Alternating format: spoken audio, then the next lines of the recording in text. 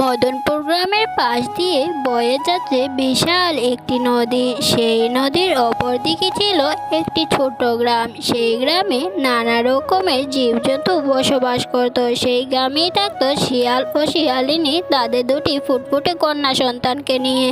হঠাৎ একদিন শিয়ালিনী খুব অসুস্থ হয়ে পড়ে। অসুস্থতার কারণে শিয়ালিনী মারা যায়। তারপর শিয়াল তার মেয়ে দুটোকে নিয়ে শিয়ালিনীর কবর দিয়ে দেয়।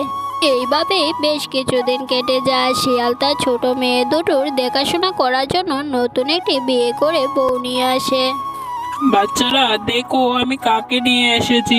আজ থেকে এ হলো তোমাদের নতুন মা। তোমাদের দেখাশোনা করার জন্য আমি তোমাদের ছোট মাকে বিয়ে করে নিয়ে এসেছি।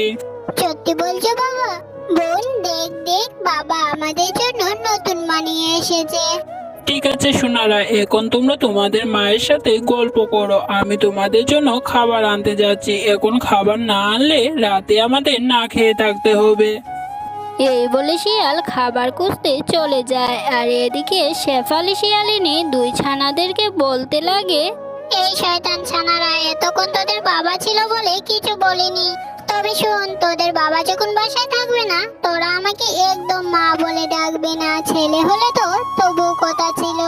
তোরা তো মেয়ে, আর আমি মেয়েদেরকে একদম সহ্য করতে পারি না, বুঝলি? এসব তুমি কি বলছো মা? আমরা তোমাকে মা বলে ডাকবো না। বাবা তো তোমাকে বিয়ে করে এনেছে আমাদের দেখাশোনা করার জন্য। তাহলে মা বলে ডাকবো না কেন? হে মা, দিদি তো একদম ঠিক কথা বলেছে। তাহলে তুমি আমাদের সাথে এমন ব্যবহার করছো কেন? চুপ কর, চুপ কর তোরা। একদম আমার মুখের উপরে কথা বলবি না, না হলে কিন্তু আমি তোদেরকে মেরে তোদের হাড়গুলো ভেঙে দিব। শিয়ালিনীর এমন আচরণে ছোট শিয়াল ছানা দুটো অনেক ভয় পেয়ে যায়। ঠিক তখনই সেখানে শিয়াল খাবার নিয়ে চলে আসে। কি ছানারা, এতক্ষণ বুঝি মায়ের সাথে খুব গল্প করলে? চলো এবার আমরা খাবার খেয়ে নেই। আমি তো জানি তোমাদের অনেক খিদে পেয়েছে। হ্যাঁ গো শিয়াল, ওরা আমাকে বলেছিল ওদের নাকি খুব খিদে পেয়েছে। যাক সোনারা, চলো এবার আমরা খাবারগুলো খেয়ে নিই। শিয়াল ছানা দুটো তাদের মায়ের বয়ে তাদের বাবাকে কিছু বলতে পারেনি, আর কিছু না বলে খাবার খেতে শুরু করে। এদিকে শিয়ালিনী শিয়ালের অনুপস্থিতিতে বাচ্চাদের উপর খুবই অত্যাচার করে।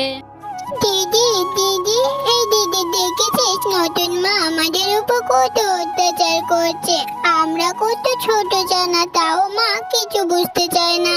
আর মেয়ে বলে আমাদেরকে মা কত কথা শোনায়। কি আর করবে বোন, আসলে আমাদের ভাগ্যটাই অনেক খারাপ। তাই তো বারবার আমাদের সাথে এমনটা হচ্ছে রে। শিয়ালের দুই ছানা সবসময়ই এমন কষ্টের কথা বলা বলি করত, কিন্তু শিয়াল এসবের কিছুই জানতো না। একদিন শিয়াল মনে মনে ভাবে, যাক, শিয়ালিনী তবে আমার দুই ছানাকে মেয়ে বলে মেনে নিয়েছে। আমি তো ভেবেছিলাম শিয়ালিনী আমার দুই মেয়েকে কখনো মেনে নিবে না। আর আমার ছানাদের সাথে শিয়ালিনী কোনো খারাপ ব্যবহার করলে ছানারা আমায় বলতো। এইসব কথা ভেবে শিয়াল তার ছানাদের কাছে কখনো কিছু জানতে চাইলো না। একদিন শিয়াল যখন বাসায় ছিল না, তখন শিয়ালিনী ছানা দুটোকে বলে, এই শয়তান মেয়েরা, তোদের দুটোকে তো আমি দু চোখেই দেখতে পাই না, তবুও তোদের সাথে আমার জোর করে কথা বলতে হয়। কারণ তোরা তো হলি আমার বাসার কাজের মেয়ে। এখন এসব না বলে আগে বলো তো আমাদের এখন কি কাজ করতে হবে? ও, তাহলে বুঝতে পেরেছিস তোরা। তাহলে যা, আমার জন্য গিয়ে তাড়াতাড়ি কিছু খাবার নিয়ে আয়। আমার অনেক খিদে পেয়েছে, আবার যেন বেশি দেরি না হয়ে যায়।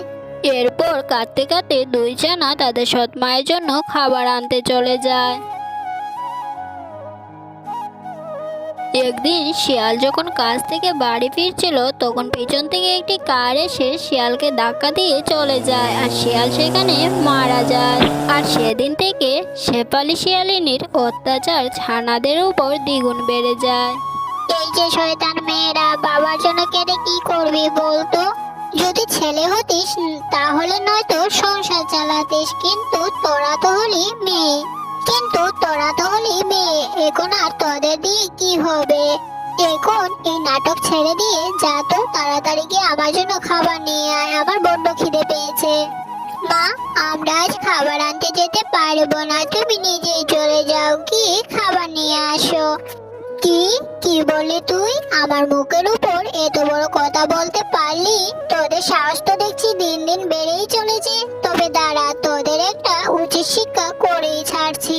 এই বলে শিয়ালিনী শিয়ালের দুটি ফুটফুটে ছানাকে নিয়ে নদীর ধারে চলে যায়। আজ থেকে তোরা আমার বাড়িতে আর যাবি না, এখন থেকে তোরা এখানেই থাকবি। যখন শিয়ালিনী বাচ্চাদের এসব বলছিল তখনই সেখানে শিয়ালের আত্মা চলে আসে, আর শিয়ালের আত্মাকে দেখে শিয়ালিনী অনেক ভয় পেয়ে যায়। শয়তান শিয়ালিনী, আমার মা মরা বাচ্চাদের উপর তুই অনেক অত্যাচার করেছিস, আর না এবার আমি তোকে আমার সাথে করে নিয়ে যাব। শিয়ালের ভূত দেখে শিয়ালিনী অনেক ভয় পেয়ে যায়। ভয়ে শিয়ালিনী বলতে লাগে, না না, তুমি আমাকে মেরো না, আমার ভুল হয়ে গেছে, আমাকে দয়া করে মাফ করে দাও। না, তোর বলে কোনো পাপ নেই, তুই আমার বাচ্চাদের উপর অনেক অত্যাচার করেছিস, আর না। এই বলে শিয়াল শিয়ালিনীকে তার জাদু দিয়ে জলের তলায় ডুবিয়ে মেরে ফেলে। তারপর তার ছানা দুটির বাঁধন খুলে দেয়, আর শিয়াল তার বাচ্চাদেরকে সুখে থেকো বলে চলে যায়।